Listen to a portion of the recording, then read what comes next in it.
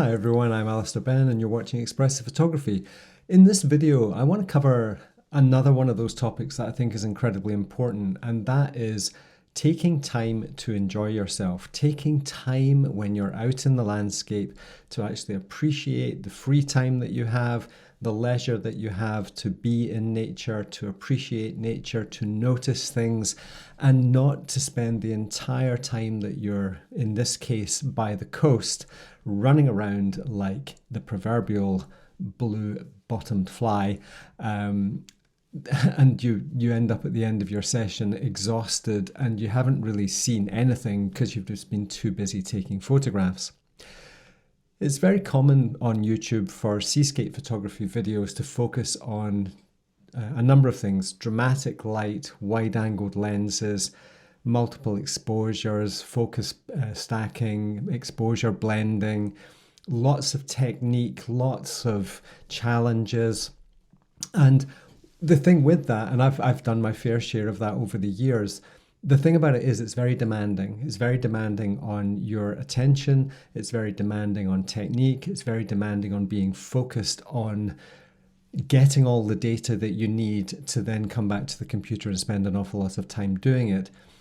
On the most recent workshops that I was running in the north coast of Spain, I took a couple of what I would call more traditional seascape photographs when the opportunities arose, but very quickly realized that in my 56-year-old body, that getting myself into precarious situations with the prospect of getting hit by waves and my rather expensive camera and lenses getting destroyed by breaking waves, it just really didn't seem like it was for me anymore. So what I want to do in this video is look at a couple of scenarios. One of these shorter shutter speed, more dynamic photographs, and I'm actually going to process that live in the video. And then I'm going to look at a couple of other scenes that took way longer to expose, but that gave me some added benefits that perhaps aren't as obvious in the photographic realm. So this is the raw file of the first photograph, and it's a 0.6 second exposure, f14 ISO 500 at 24.5mm on a medium format sensor, which means that's about 18 or 19 millimeters. So it's reasonably wide, but it's not super wide. And this is about as close as I came to taking a classic seascape shot. This is the Fujifilm GFX 100S, and the dynamic range in this thing is ridiculous. So it's very easy for me to deal with the exposure differences. So the new features on Lightroom, and particularly being able to just select the sky and pull down that exposure, and I'm not going to do anything too dramatic. Whenever you're blending exposures or trying to get the most out of a single raw file, don't make ridiculous over-the-top adjustments. The best way to start this is to equalize the foreground and background first, and then make a global adjustment to determine how bright or dark you want the thing to be. So in this particular case, I'm just going to make a sky selection and then make a second sky selection and invert it. And there is a little bit of drift over the horizon there, but it's nothing major. I'm going to increase the exposure of the foreground, and you can see this area on the left here where the difference between the sky and the water starts to look a little bit artificial. So I'm going to stop there, but I might just open up the shadows a little bit. And then the next adjustment I will make will just be for that foreground. So I'll pull up to there. You can see where the brightness starts, and I can further brighten that foreground. And again, feel is your best friend. You know, looking and thinking is one thing, but knowing when it's right is a better way to go about it. And I'm going to open up that foreground quite a bit just to see the water breaking over those rocks. Now, I don't profess to being one of the best wide-angled landscape photographers in the world. There are many, many other people who I admire, far more so than myself. But I do get the vibe with this shot, and I think what I'm just going to do here is vignette it a little. And again, I'm just going to invert that, make it good and wide, And by vignetting the sides, and I'm just going to use exposure, and I might use the shadows. The beauty of vignetting in this manner is that you can vignette with anything, exposure, white balance. The shadow there is a bit much on that sky there. So I can see the way the sky is darkening too much at that top corner. So I might play around with that. That's fine. So I'm not going to work this crazy, but you can see just how easy it is these days in Lightroom to get the most out of a single exposure. And, you know, there's some things to like about this, the shutter speed rushing over the waves and so forth. But I did find this kind of a stressful scene to photograph, partly because the tide was coming in and I was in a little cavern, I was in a little cove, and every time a wave came in, you know, there was that possibility that I was either going to get hit or I was going to end up getting cut off from my escape route to the safe part of the beach. So, you know, listen, I appreciate anybody who goes out and does this type of photography and does it really well. My buddy Mark Adamus, incredible photographer of this type of photography. And, you know, the number of cameras he goes through a year is testament to just how risky it is. But he can afford to throw away 3 cameras a year. I can't, especially with GFXs. So what I want to cover more in this video is actually the opposite end of the spectrum, which is using longer shutter speeds. This is a 60-second exposure. So what does that 60 seconds mean? Well, first and foremost, taking my Case Revolution filters out the bag, sticking a 10 stopper on the front of the camera and having a minute to wait has allowed me a minute of my life for myself. And one of the cool things about that is in that minute, you get to really appreciate being there. Everything slows down. You're not worried about the technicalities of the capture. Everything has been determined. You know what your shutter speed's going to be. There's so many different ways you can do that now. Look at what the exposure is without the filter and use something like the Lee Big Stopper app, which will tell you what the shutter speed was without the filter and what it will be with the filter. Nice and simple. With the GFX, I can actually use a minute shutter speed without going into bulb mode. I don't even need a remote timer. So I'm just shooting, leaving the thing alone for a minute. And in that minute, I get to contemplate the scene. I get to appreciate the beauty of the world around me. This beach is ironically titled in that it's the beach of silence and it's never silent. So you get to listen to that susurration of the pebbles and the waves just washing back and forward. And it's like white noise. It's like those of you who sleep with a white noise machine in your bedrooms to try and de-stress. This is nature's white noise machine. Now, if I look at the as shot here, you can see that I went for this nice panoramic aspect ratio. And this is what I saw on the back of the camera when I got it there. Now, talking about de-stressing, instantly stressing again by seeing the large number of sensor spots that are on this sensor. Those OCD freaks among you will be happy to hear that this sensor has been cleaned since I got back from Spain.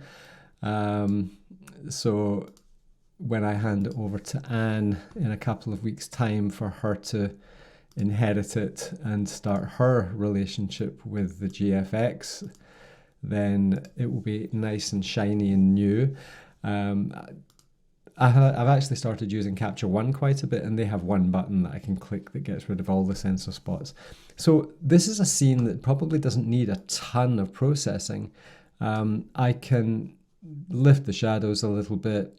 I'm happy with the white balance, you know, and in terms of a 1 minute exposure to get a photograph like this, it was a very stress-free creative experience. And I think when so many of us head into the countryside to de-stress and to relax and to try and shed some of the stresses and worries and concerns that we have in our everyday lives, to spend that time in nature, running around like an idiot, stressed out of your mind, worried about depth of field and focus and exposures and how many frames you need to take and how many different wave shots you need to get because you're going to paste them all together with time, shutter speed blending and all of that type of stuff. If you want to do it, that's great. I admire you if that is your bag. For me, I've got to the point in my life where I want to take back the therapeutic nature of landscape photography. I want to be in nature to chill out. I want to be in nature to appreciate it. I'm just packing my bag to go off up to the Outer Hebrides for the next 10 days, and I put my binoculars in the bag because I want to just spend some time sat there and seeing if there's any birds flying past. I want to be in nature to be in nature. Let's look at one more scene here. This is the raw file. I've already tidied it up a little bit in Lightroom here. It's not so bad with sensor spots, but there are still a couple. But the reason I wanted to share this one is I've leveled the horizon and cropped it into a 4:5. That's pretty much all I've done. And it's another exposure of 60 seconds. I believe I was using my case 6-stop and circular polarizer combined, one of those sandwich filters that I highlighted a couple of weeks ago. And again, with the GFX, I'm very fortunate that I've got a lot of dynamic range to play with, so I can open up those shadows. I'm just going to lift my black point a couple of points just to make it a little less heavy. I want to capture that airiness. That's the one thing about long exposures, is they create this very beautiful atmospheric conditions. The water, these waves were really pounding in. We had quite a lot of swell. But the long exposure, it becomes contemplative, it becomes therapeutic, it becomes relaxing. There's nothing high stress about this. The geometry of the scene is the thing that actually is the dynamics. It's not the energy of the waves. So quite quickly, I'm going to be able to just lighten this up a wee bit, take some of the heaviness out of it. And I think what I'll do here is just with a slight linear gradient, I'm just going to add a little bit of clarity to just bring out some of those these rocks are just so beautiful. If I just zoom in here, you can just see just how wonderful these rocks are and the level of detail that the camera's picking up in those rocks. It's just absolutely stunning. I'm just in love with these rocks. Now, this is a scene where we have some interesting transitions going on. We've got a kind of cool to warm thing going on. There is some warmth in the cliffs over here. There's some whiter, paler rocks at the back. And then we have these little touches of warmth in here also. There wasn't a lot of colour in the sky. You can see it's quite blue in there. There's a tiny bit of colour in the back. And when I picked this file to work this morning for this video, I thought, well, maybe this might actually work in black and white. And I think this is another opportunity to teach something else about seascape photography, which is how we choose to process is going to have such an impact on the way the viewer sees the image. If I use something like a Velvia film simulation, you can just see how instantly saturated and rich that gets, which I think works quite well for the warm colours, but it doesn't work quite so well for the cooler colours. Of course, we can go in with the HSL panel there and pull the blue saturation down, and I might take a look at that. The Provia standard is a nice film simulation, also not quite as harsh as the Velvia. So I think I'll do that. I'll put it into there. I'm going to pull out those warm tones a little using my camera calibration, and then in my color mix, I will pull down the blue saturation a little and increase the luminance of the orange, yellows, and reds. So this is the beauty of color grading or color mixing, is to zone in and create contrast between cool and warm tones. Now, when I look at this colour version of the scene, it's very pretty, it's nice, you get that richness of the rocks, but it doesn't quite capture the mood that I felt. And while I'm not too fussed about that, I'm not always talking about getting the mood that I experienced, but what I did feel with this would be that it would work quite well as a black and white. And maybe the orange filter there will do. And now I have my BW mix. I can go back in and look at some of those warmer tones again to bring out some richness in those. And I think instead of darkening the blues, I think I'm going to lighten the blues also to make the image a little bit more high key. And I can actually take the overall exposure up.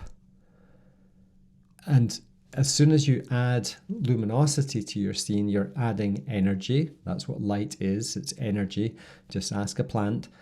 And as soon as you add that energy, then it just feels more up. It's a really simple situation.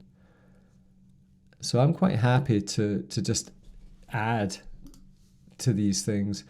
And then I think I'll just add another little luminance linear gradient. I'm just going to pick up the water in there as well. One final thing I want to cover in here is that when we process our images, there's a very strong desire for us to make it logical, to allow the viewer to feel what we want them to feel. Having dark atmosphere down in the bottom left-hand corner of this frame was making it feel a little bit heavy. And by increasing the luminosity just with that linear gradient there, I was able to just inject a little bit of, I want to say, optimism down into that bottom left-hand corner. It just feels a bit more bright, a little bit more airy. So if we look at that full screen now, this minute of my life that I got to appreciate the scene as it was filled with noise. It was filled with the sound of the waves crashing in, and me being able to spend some time looking at these rocks, appreciating them, and wondering, not just how they were made, but how they're going to continue to erode and how they're going to continue to have their relationship with the ocean. So that minute, that's the gift of time. We talk about time and timing in landscape photography or seascape photography, the importance of shutter speed, the importance of the moment that we press the shutter. That's a very Cartier-Bresson moment, is the moment before the person steps into the puddle. That moment that we decide to press the shutter, a lot of that becomes a bit more obsolete when we do long exposures. The timing becomes less critical. The time is not just the aesthetic that we produce with a longer shutter speed, but it's the gift of time. That 1 minute, that extra 60 seconds to sit and look at the landscape, to be quiet, to not be thinking about exposures and focus stacking and exposure blending, just that 1 minute of time. So if I make 10 1-minute exposures in a 15-20 minute period, I've spent very little time actually pressing the shutter. I've spent very little time worrying about exposures and focus. So that's pretty much the purpose of today's video, is for you to appreciate the time that you have, because there's no doubt about it, that is your most valuable piece of equipment. Thank you very much for watching Expressive Photography. I appreciate every single one of you who takes time to watch these videos, especially if you make it to the end. Thank you again for your support, and if you haven't already subscribed, perhaps you feel that this is something for you and you can click that subscribe button. Don't forget also that I run the Expressive Photography Forum, an incredible place filled with the most ridiculously creative people who inspire me every single day with their creativity, and also the discussions that we have over there. There's a 2-week free trial if you want to try it out and see if it's for you before committing to subscribing for the year. On top of that, ebooks, of course, very important for us, is to get our learning material out there. It's a great way for you to support expressive photography Or, of course, there is my photo book, which came out earlier this year, Out of Darkness, which explains how the whole concept of expressive photography came about and how I use my photography to improve my mental health and, of course, teaching other people to do the same. Thank you once again. I will stop waffling now. Take care. Appreciate you. Bye for now.